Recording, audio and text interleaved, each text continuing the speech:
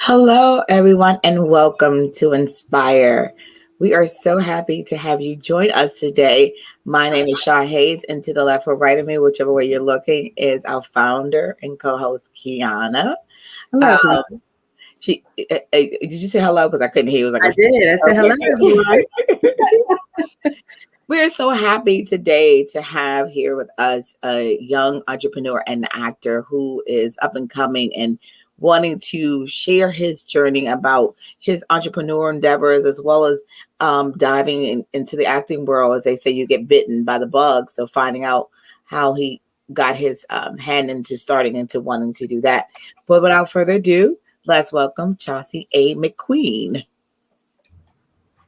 Hello, hello, hello. Hi, Hello. how are you? I'm good. How are you, ladies? Wonderful. One of We are the amazing great. things about this platform, it is about giving young leaders, young entrepreneurs, young innovators, and people opportunity to speak on their endeavors of where they're trying to go in their life. So we're happy to have you here to talk about that. I'm happy to be here. Thank you for having me. Yes. Yeah. Yes, thank you.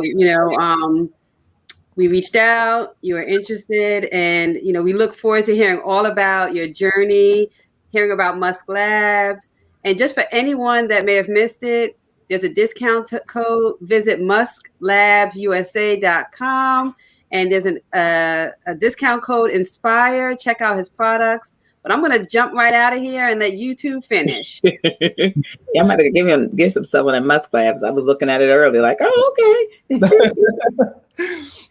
So let's talk about you getting into the entrepreneurial aspect of your life. What I saw when you sent your bio over that most things come out of a necessity, and you seeing that there wasn't things that you saw that you wanted. So once you found that out, how did you decide you wanted to come together and create this? And what did you have to start with first? So it was funny because actually I came up with the idea probably about a year to a year and a half before I even got in the process to make it to be like, okay, I'm gonna do this. So I came up with the idea probably like a year or so before that. And I started right around when I had got a job that I wasn't too happy at, but it was funny because right after I had quit, I had found a really good job, really good pay. I was like, oh my God, I was like, this is perfect. I haven't had a job like this in a while. But then COVID happened. And when COVID happened, I everything was going good, but then I received email that one of my positions was going to be one of the positions to be let go. Mm. But then after that, I'm like, oh my God. I was like, what am I gonna, I was like, what am I gonna do? But then I remembered, I was like, okay, I've been wanting to start, my company for a really long time.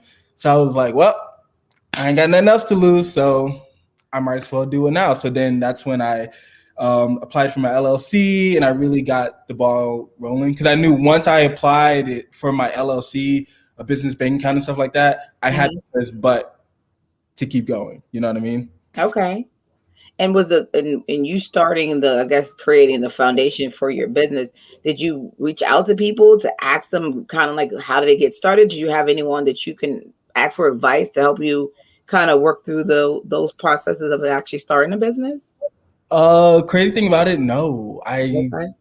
Not, and if there were people that were kind of near me that had businesses at the time, stuff like that, a lot of people like to keep their secrets to themselves. A lot of them, they don't like to, tell them like what they are doing to win. Yeah. They just like to keep that secret to themselves. So I didn't have anybody. The only thing that I had was YouTube. I had YouTube. Okay. YouTube And University.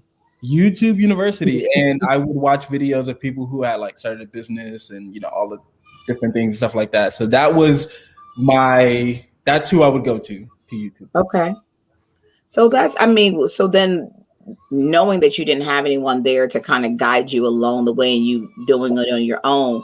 So I guess when you see that for yourself and you know that you have to kind of figure out a formula to even starting your business, what did you go to first in terms of just putting it out there that you even have a business? Well, I do have this one friend that I kind of look up to kind of like a mentor. Like he does like in investing and stuff like that. So when I first was like, okay, I'm gonna do this, I went to him with the idea, and he was like, all right, cool. Well, what's your business plan? I didn't have one at the time, and I was like, well, what do you mean a business plan? I was like, I just explained to you how. I just explained to you everything. I put it out on the table. He was like, okay, but you don't have it on paper. You don't have anything for me to really look at and dig into. So I went back home, and I did that, and then I went and I showed it to him after I was done, and he was like, wow, he's like, it's a pretty great plan. And after he was like, because he's very blunt and very honest, so after he was like, okay, no, you got something good, I was like, all right, cool, keep it going. Okay, well, that's great then. You at least had that structure. So after you have all that done, now you have to let people know you have something. So what did you start with in terms of promoting yourself? So of course, social media, in any way that I can, putting a product or something in one of my like TikTok videos or something like that. Okay. So with that, I reached out to some people who were looking to become upcoming influencers, and I reached out to them like, hey, do you want to be a part of this? We're just about to launch and stuff like that. So then that also helped. And I mean, for the most part, just really using social media and different people out there that I know have a problem and stuff like that. I would send them products and post to their friends and followers and stuff like that. So and so that allowed you to be able to kind of connect on their platforms to promote it. Yep. Okay.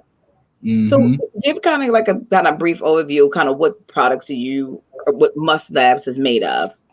Okay, so MuskLabs is pretty much a all-natural bath and body line, but it also has kind of like that scientific, fun kind of theme to it. That's why I have, different, cool names for the products and stuff like that, like the Chemical X mask. Hearing like that name alone, people, every time I tell people about the name or they see that name, they're like, whoa, what do you mean Chemical X? Like, what is that? What is in it? You know what I mean? So it gets people talking, and it brings the fun back into skincare. I feel like when I used to do makeup and I would talk to people about skincare, it was almost like I was, I don't know, talking some like foreign language or like some topic that they didn't want to. Oh, well, I don't really, you know what I mean? You did makeup. You used to actually you was a makeup artist? Oh, so you just skipped over that. Okay. That's a very valuable thing, because then you're certified in that, because although you're not an esthetician, but you still know about what makes the skin look good and so forth and so on. So that's awesome. Were you just doing it for yourself, or you were doing it for a company? No, I was doing it. So I was doing it. I was freelancing, and then I started working for Sephora. Okay. So I love that. Listen, I need to come up and let you be the face of mine. I always hate when I'm around people that have a skill set of stuff. Like we interviewed a professional hairstylist for TV and film, and I'm like, I don't know which wig I want to wear around her. So now I'm like, got to be worried about if my eyebrows are arched properly.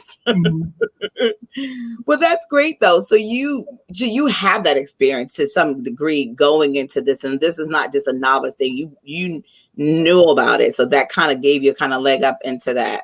Exactly. And wanting to be able to get into it for that reason too, as well. It played a big part, because then I knew I had both sides. I had the expertise side from my actual profession, and then I had the education side with like basically everyday consumers. Why they don't have a skincare routine, or why they would rather pay this much, for this product over this, you know what I mean? So I had that kind of like that groundwork, that blueprint. Yeah. Well, then, I mean, when you think about like skincare and body care products, like you're not, you have to start out somewhere as far as the production aspect of it. Are you doing all of it yourself, or do you outsource it? No. So funny thing, when I wanted to launch my company, I had that option. I could use a private label company who would, it's outsourced, and then they get it made and they ship it out and stuff like that. Or I could do it all myself.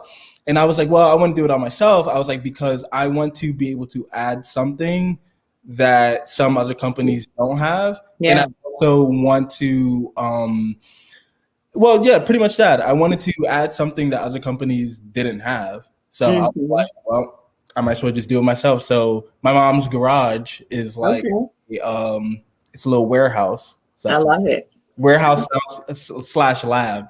Yeah. And that's what most, I mean, you think about for businesses that start out. I have a friend, she's she calls herself a chemist and botanist and all this other stuff. And she does everything. She makes her shea butter, her hair. So all the things that she makes, she does it at home. And I guess when you get to the point where you're like mass producing, you probably would want to do it, but it's probably best to manage it. Because like you said, you now know what's going in it. So they're not just slapping your label on it.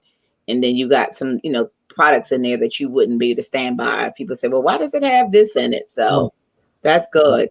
So did you two universities teach you also about what things you need to go into as far as what went into the bottles, or was it more like it did? And also luckily I have a chemist friend. Okay. So he helps out with that. But between that, the chemist friend helping out with that, and also looking on YouTube, I mean, there was so many videos that I had to make. It was, it went beyond just, okay, how to make a bar of soap, how to make shea butter. You had to go into, okay, now the scientific stuff, this, chemical, how does it work with this? How does it react? If you don't do it in this amount of time, then this is the consistency. It's so much. I'm even still now, I'm still learning because I don't have my chemist friend with me 24/7. Yeah. So you're navigating with this entrepreneur endeavors, and you said you've worked and had other jobs. Was this part of your plan of what you saw you wanted to do all your life as far as when you were younger? When I was younger, more like elementary school and stuff like that. No, I wanted a more, 9 to 5. I was like, okay, I'm going to graduate high school. I'm going to go to college and I'm going to be a lawyer, or I'm going to be a biochemist, or like something like that. But the more I grew up, and the more, just watching different shows and different movies and being influenced by many things around me, I realized, okay, well, I really want to be an entrepreneur. I don't want to work for somebody else. I want to be able to create opportunities for other people. And I look at, entrepreneurs as superheroes because they're creating, they keep the economy going, you know what I mean? So I want to be a superhero. So and you can determine your own destiny when you're doing that. So exactly. That's always the case. So you have this entrepreneurial mind state after realizing not working for someone was not the thing you wanted to do. So, and then you found something that was part of it. So when did the part of you doing the makeup part kind of intersect with all of this? Did that come before? So I was doing makeup before I even came up with the idea for the company. But the more I got in, because I've always been into skincare. I know mess right now, it's been a little rough week, but look amazing. I'm always into skincare. And when I started doing makeup, I started learning about the different skin types and the different concerns that people had, and how there's a wide range of people out there who don't have a skincare routine. They don't even want to touch it. They're like, it's too much for me. So that was even more of a driving force to be like, okay, how can I teach people more about skincare? And then I was like, well, I really want to be an entrepreneur, but I don't want to do makeup anymore because it was good to do just as a hobby. But when it became a job, I was like, yeah, I don't want to do this anymore. So then figuring that out, okay, well, how can I still teach people about this?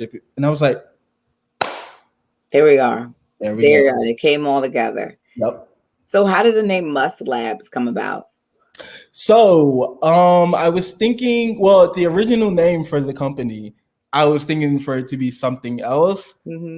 Ironically, there was another company that launched with that name, because this was before I knew about the legalities of everything. Yeah. So I was just on Instagram one day and I seen like this thing. I didn't even follow them or whatever, but they were launching and it was that name. And I was like, oh my gosh. So then I was thinking, I was like, okay, now how can I, bring or come up with a name that will resemble with me? And I was like, okay, I like to go hiking. I like nature and stuff like that. So I was like, okay, And then I thought about the musk flower. that's really made in, you know, a lot of different like perfumes and stuff like that. And it's, you know, it has this very acquired like smell and stuff like that. So it's very different, but it's also used in a lot of expensive perfumes and things like that. So I was like, okay, musk. And then I was like, now what can I put with that? Because it just can't be that. And then I was like, well, I love science. And I was like, oh, and when I start cooking this stuff, it's gonna be like in a lab type setting. So I was like, okay, MuskLabs. And I was like, okay. So then I was asking people about the name. Everybody told me they hated it. Did they? Like, that name is, why do you have that name?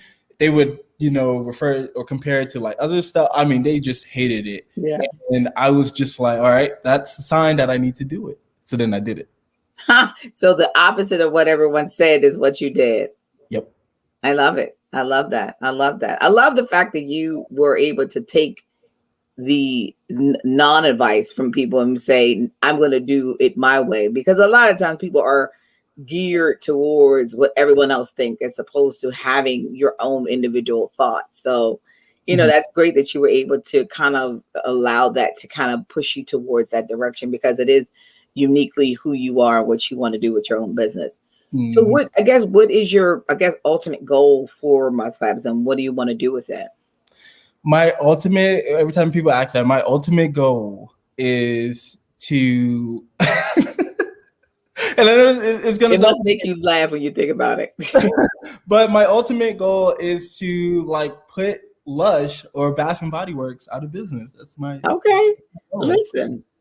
Listen, I'm here for it. I believe in the fact that if you believe, you know, that you can, you know, and one of the things I was just thinking too, on one of my pages, I just posted about Rihanna becoming the first Black woman to own a $1 billion cosmetic company.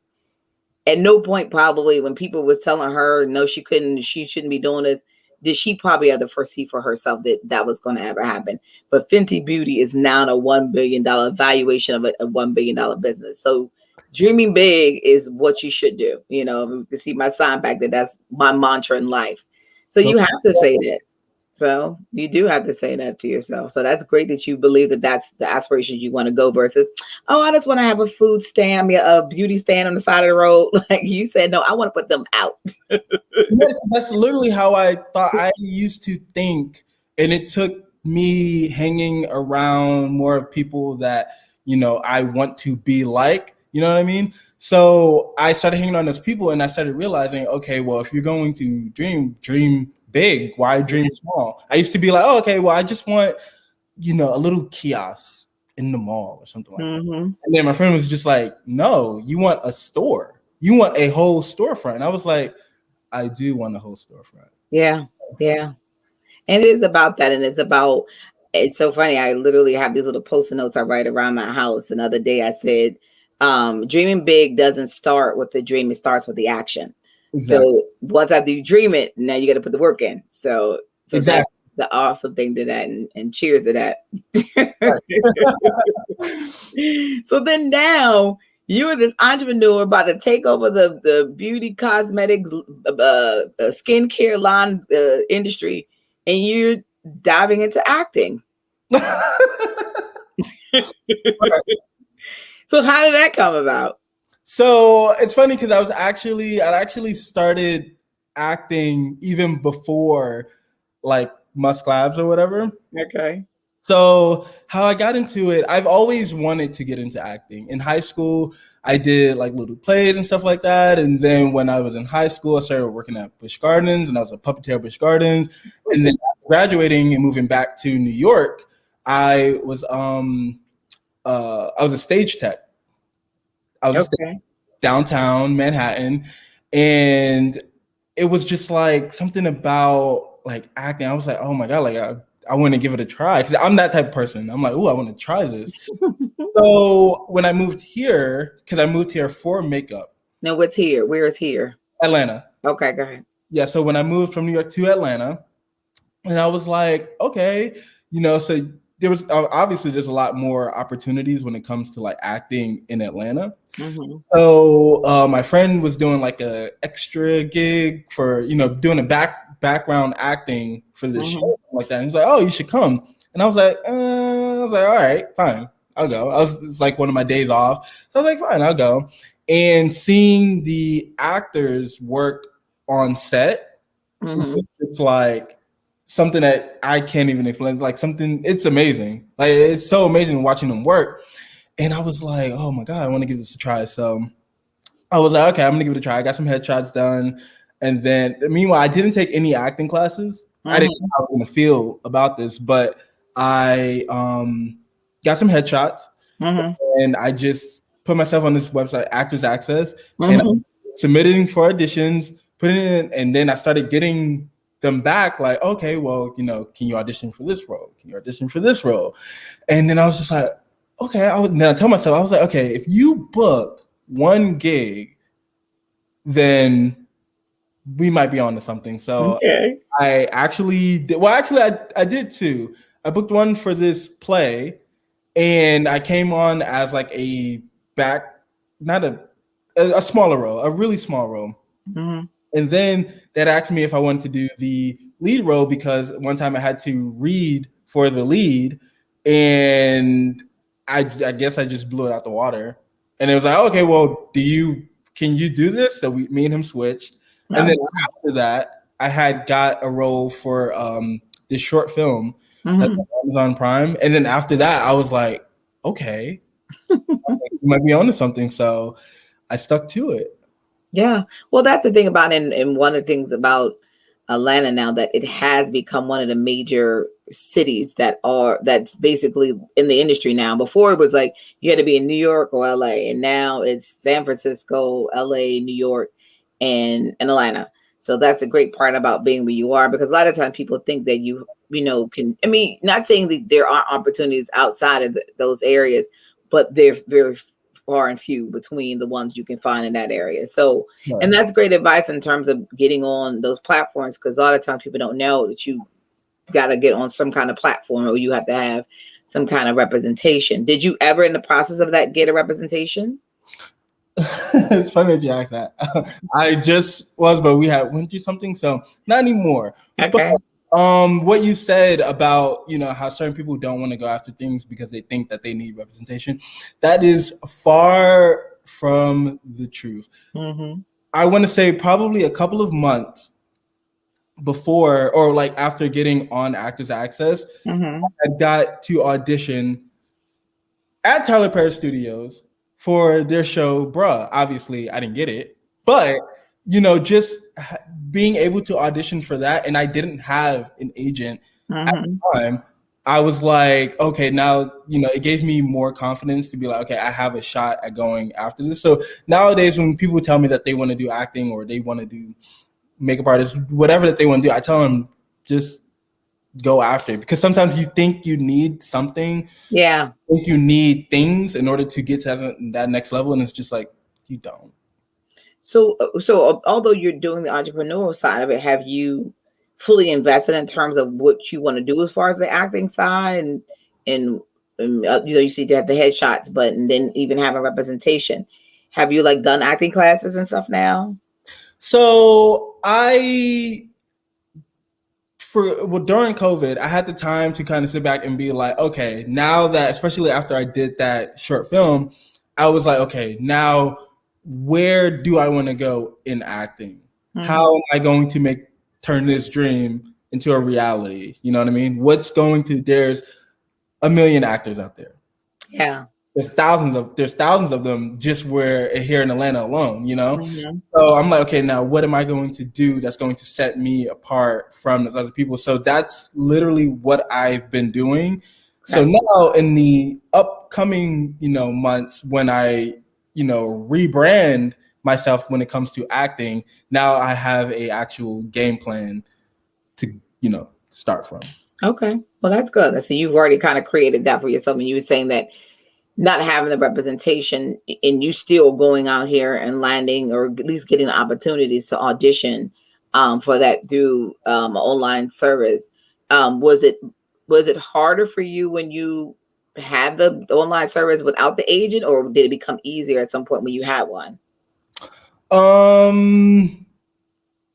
So when the person that I was working with, they were more of a publicist. Oh, okay. Okay. But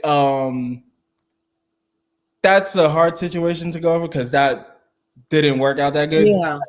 Um, it was pretty hard, you Okay. know, at it. And I'm pretty sure I don't have an agent now, but I'm pretty sure some people can attest to this who are working actors. But I'm pretty sure it's going to be even harder, you know, when I actually have an agent because they are going to be the ones that's submitting you to this. By myself, or you know, when you don't have representation, you have a moment to be like, okay, I want to submit to this, and then I want to submit to this. Because sometimes when you get those, either a callback or you get something back to audition, sometimes you have like 24 hours To get back to film that audition and send it in if it's not an in-person audition.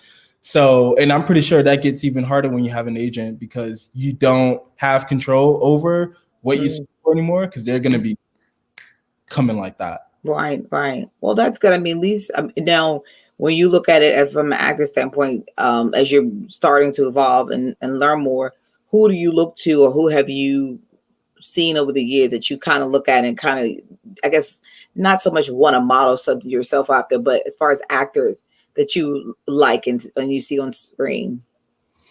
I would have to say probably Brad Pitt. Okay. You know, to have the longevity, you know what I mean? It's just like, okay, now what do you have that is just like makes you relevant, even, you know, from being a young actor? Because that's another thing that I looked at. I didn't want to look at anybody who is just like an actor at, you know, this age or this, but somebody who is an actor from, you know, young, middle age, and, you know, so on, to keep them relevant. What are they doing to keep them relevant? So, you know, I would go and I would, you know, watch his movies among some others, you know, watch your movies and, you know, really study them, you know. So with everything that you're doing, what are the challenges that you've had? And what did you do to overcome them? For acting or both? You can, you know, speak to both. Probably when it comes to business, I probably have to say being young, because you do have to, you know, sometimes enter, or, you know, you have to cross paths with people who are older than you, who, you know, would they grill you for a number of reasons. It's like, okay, you're young. What do you know about running a business? You know? Yeah. I mean? So it's just like, sometimes I have to deal with that, making up time. You know, me being in my mid-20s, it's like, you know, I got friends and, you know, things that I have to tend to. So it's just like, sometimes they're going out and I'm like, oh, I'm sorry, I can't go. And they're like, what do you mean you can't go? You know what I mean? So sometimes it's balancing that personal life. Yeah. So it gets hard. It can get there, right? What have you found any challenges specific? I mean, I know with acting, it's, you know, every day is ever changing, but what were some of the challenges you've had in acting? How did you overcome that? Remembering lines. Oh my gosh. Remembering lines and trying not to get into the headspace of thinking so much about whose hands is it going to land into. You know what I mean? Because one of the things that I drive myself crazy about all the time is the audition that I had for that Tyler Perry show. And in the obvious, you know, I'm new to acting, so I'm really new to like doing auditions and stuff like that. But in my head, I'm like, oh my gosh, what if this goes to him? Oh my gosh, who's this gonna go to? Oh my god, he's probably, you know what I mean? So, and I feel like having that in the back of my head kind of,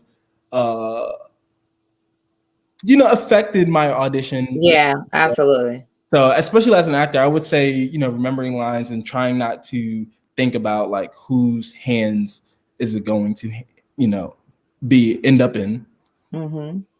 Well, I mean, that's definitely one of the things you got to, anything you do in life is not getting your head, because that that little voice in your head to get, turn you in a different direction. So, Right.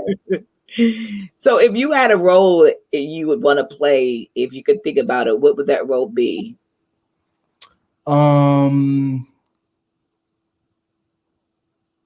Something really, either really dramatic Okay. or really funny.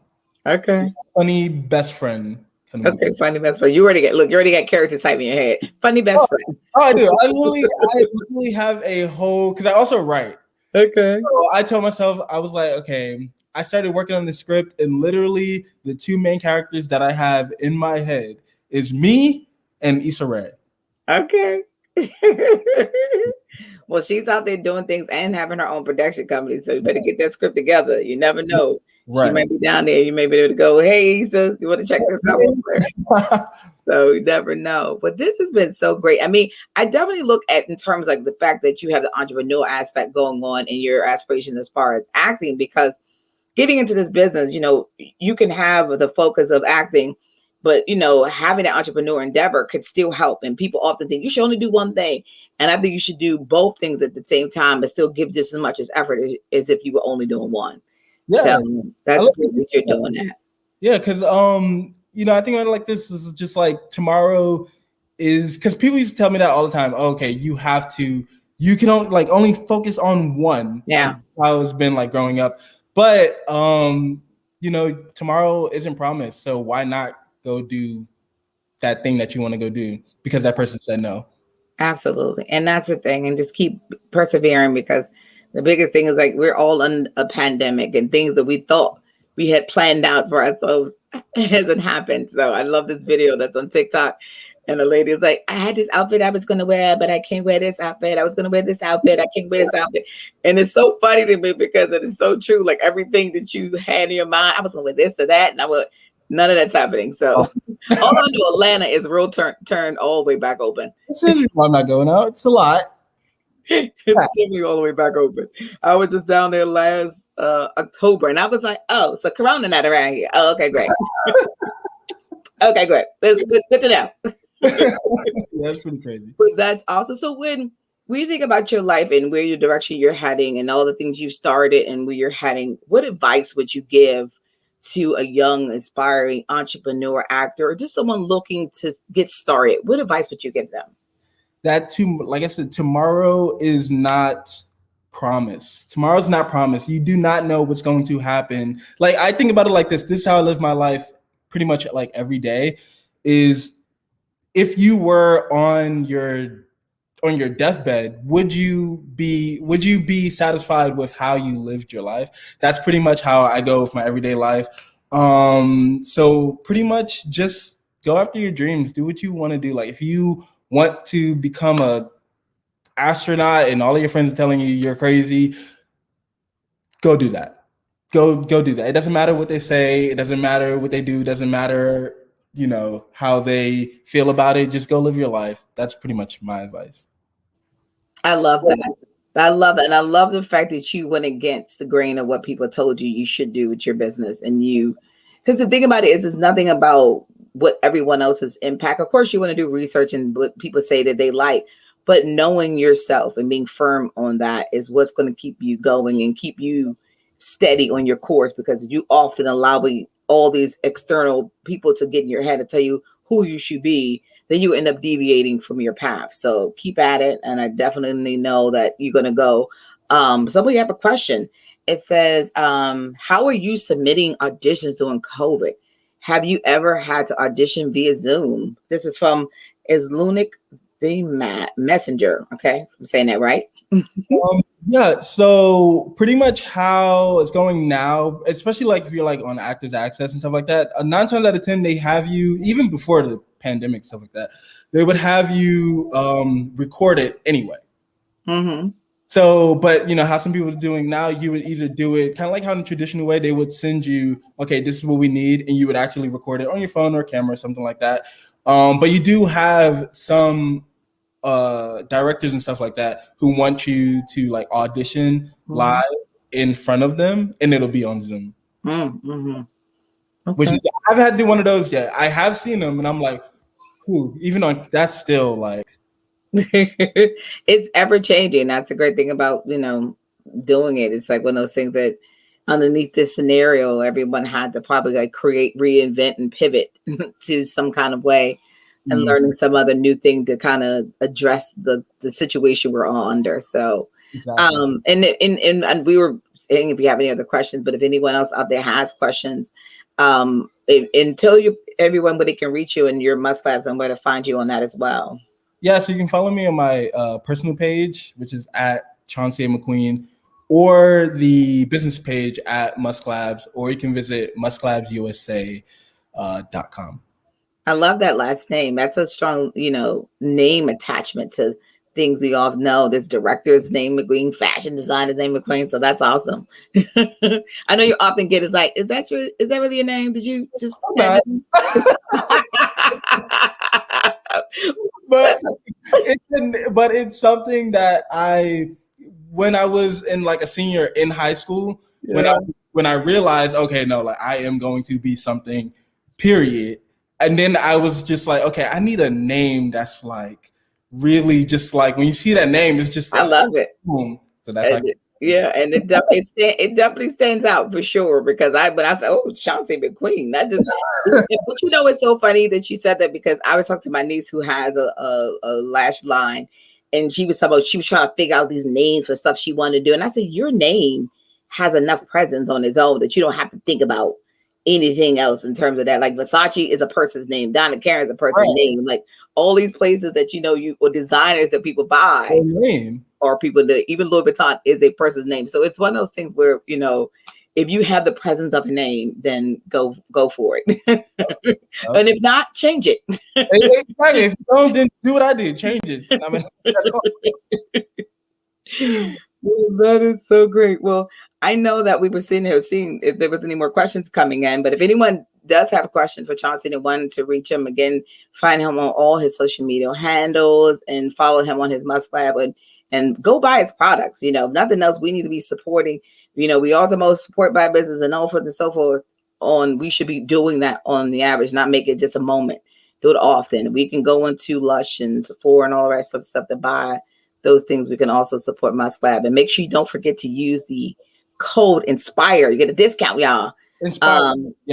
Yes. So as Mama said, I'm gonna DM him and send him some apparel. So you got some apparel coming your way. Ooh. Listen, and I love the fact that you have your own branding on your shirt. That's awesome. Like Inspire, we do that as well. So yes. So that's great. So that's awesome. So yes, let's support them and share everybody's pages. If you know other people who have businesses and somebody's doing something like share his page and send it over to them and think about bringing, his stuff over to their page, because a lot of times people don't think about just supporting. It's also sharing that information with someone else. You may not, be in position to buy, or you already have a brand regimen that you prefer. Share with somebody else. Tell a friend. It's free. Like when, I have friends who start businesses, and when they say, oh, this person or somebody who's close to them, oh, this person didn't, buy my products. And I'm like, but did they share? It's like, yeah. I was like, when it comes to friends and family around me, I don't want you to buy it. I just want you to share it. I don't need exactly. Exactly, because they're gonna buy it. That's for sure. Well, Chauncey A. McQueen, it has been a pleasure to meet you. I know for certain that you, as you said, you are going to be something big, and I'm glad that we have gotten you on this ascension to your success. So we thank you so much for joining us at Inspire, and wish you well in all your endeavors, and God bless you. Thank you guys for having me. Thank you. And for all of our audience out there, if you know someone who has inspired you, or if you feel like you can be an inspiration to someone, even to our young leaders and our young actors or young entrepreneurs whose ideas are there and they want to share that with us, please email us at inspirebyanonis@gmail.com, or follow us on all things at Inspire by Anonis, and make sure you share it, as we said, with others who may gain more information from these interviews or want to be a part of the show itself to inspire. But until then, we inspire together. Be blessed, everyone.